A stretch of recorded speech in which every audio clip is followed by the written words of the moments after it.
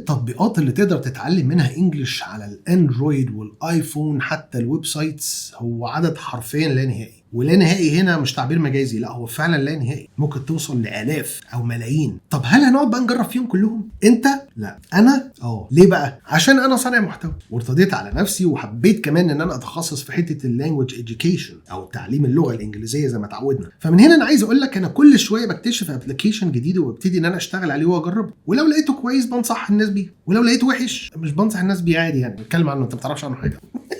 النهارده جاي اتكلم عن ابلكيشن مختلف جدا، عربي، فاهمك وفاهم احتياجاتك. وقبل بس ما يجي في دماغك الفيديو ده مش اعلان، ولو اعلان انا بقول لك زي ما انت ما متعود، يعني من الاخر مفيش اتفاق مسبق بيني وبين الشركه المقدمه للبرنامج ده او للابلكيشن ده علشان خاطر نعمل عنه اعلان. طب انا ليه قررت اتكلم عنه مع ان مفيش ديل؟ اكيد في مميزات كبيره، صح.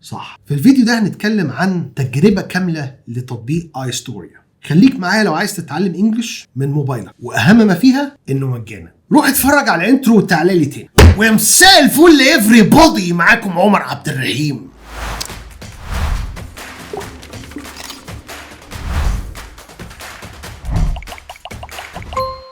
اهلا وسهلا بيكم يا شباب وبنات في فيديو جديد. زي ما انت سمعت كده في بدايه الفيديو، احنا النهارده هنتكلم عن تجربه تطبيق مختلف تماما عن اي تطبيق انت عديت بيه قبل كده. في حاجات شبهه، ولكن اللي مخلي التطبيق بتاعي النهارده اللي هو ايستوريا مختلف ان اللي عاملينه عرب، يعني هم فاهمينك انت كانسان عربي عادي وفاهمين احتياجاتك ايه. بص يا سيدي، اكبر مشكله بتواجه اي شخص بيحاول يتعلم انجلش من البدايه او حاسس نفسه مش فاهم انجلش هي حاجه واحده بس، الفوكابيولاري او الكلمات. يعني انا مش لاقي كلام ينجدني في موقف، عايز اقول حاجات عندي افكارها بالعربي بس مش لاقيها بالانجلش. يعني انا لو مش فاهم جرامر بس عندي فوكابيولاري كتير هعرف اتكلم وهبقى مفهوم، انما العكس مش صح. لو انا عندي جرامر قد كده وما عنديش كلمات خالص اقدر استخدمها ما حدش يفهمني، لان مش هيبقى فيه كلام اصلا مفهوم. فمن هنا عايز اقول لك لو ابتديت تعالج مشكله الفوكابيولاري او مشكله نقص الكلمات اللي عندك، هيبتدي كل المشاكل التانية تنفرد قدامك كده زي السبحه. حلو الاكسبريشن، المفروض تقشعر بعد ما قلته. فخليني ما اضيعش عليك وقت واقول لك ايه اللي بيميز تطبيق ايستوريا. تطبيق ايستوريا هو مجرد تطبيق بتقرا عليه. طب انا ما بحبش القرايه، هيقروا لك وبنطق صح وبسرعه كمان جميله جدا تقدر انك تفهمها، وكل كلمه هتقابلك لو دوست عليها هيقول لك معناها ايه وهينطقها لك كمان، ولو الكلمه دي جديده عليك هيحطها لك في الديكشنري بتاعك او القاموس بتاعك اللي انت بتنشئه داخل التطبيق نفسه. مجرد ما بتنزل الابلكيشن وتسجل عليه، اول حاجه بتحتاج تعملها هي البليسمنت تيست او تحديد المستوى. وده بيبقى تحديد مستوى تقريبي، يعني ما اقدرش ان انا اخد مثلا الليفل اللي هيطلع ده واروح اقدم بيه على شغل او اروح اقدم بيه في حاجه زي البريتش كونسل وما الى اخره. هو مجرد بليسمنت تيست بيقرب بس فكره القصص اللي انت هتقراها او الروايات اللي انت هتقراها جوه التطبيق هيبقى مستواها عامل ازاي، بحيث ان هو ما يجيبلكش روايات او قصص اكبر من الليفل بتاعك بمراحل او اقل من الليفل بتاعك بمراحل.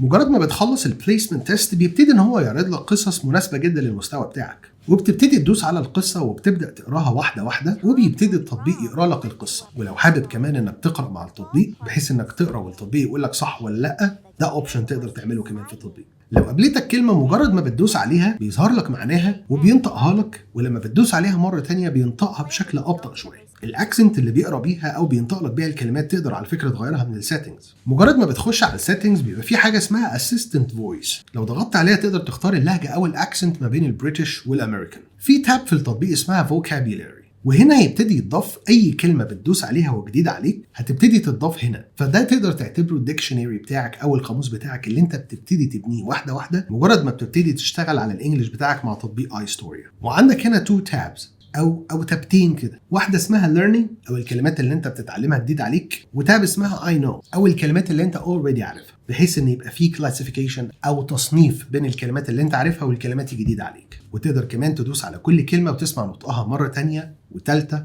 ورابعه وبالسرعه اللي انت حاببها، وكمان تشوف الترجمه بتاعتها. من ضمن الحاجات اللي بتميز تطبيق ايستوريا هي الاشعارات او النوتيفيكيشنز. يعني بص، هو مش هيسيبك الا لما تتعلم انجلش، والله بجد. يعني انا كواحد متعلم ومنزله عشان خاطر اتعلم، كل شويه هيفكرني انا واقف فين في القصه، كل شويه يبعت لك نوتيفيكيشن يقول لك طب ما تكمل القصه دي النهارده، وبطريقه لذيذه جدا بتبتدي ان انت تستقبل الاشعارات دي، فده بيسبب عندك نوع من انواع التحفيز انك تكمل. مع تطبيق ايستوريا انت هتتعلم تقريبا اكتر من 3000 كلمه جديده عليك انت، مهما كان المستوى بتاعك ايه، لان هو زي ما اتفقنا بيحط لك الروايات والقصص بناء على البليسمنت تيست او مستواك الحالي. طيب لو انت حاسس ان مستواك جوه الابلكيشن حاسس ان ممكن يبقى فيه افضل من كده، تقدر تعيد البليسمنت تيست مره تانية من السيتنجز. طيب بعد المميزات اللي احنا قلناها دي كلها، هو عادي كده ان التطبيق يبقى ببلاش؟ فين الكاتش هنا؟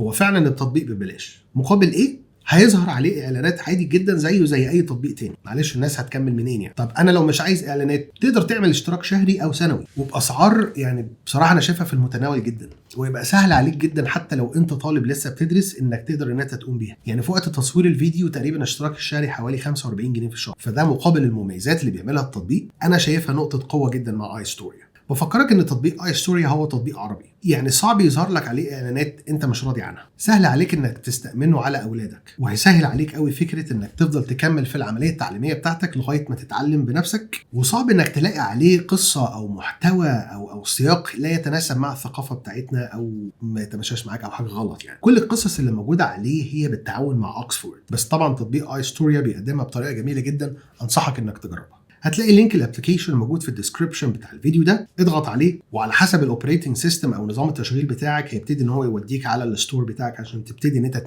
نزله وجربه وسيب لي رايك في كومنت. ما تنساش تسيب لي رايك في كومنت. ثانك يو سو ماتش فور واتشنج، اشوفك ان شاء الله الفيديو الجاي.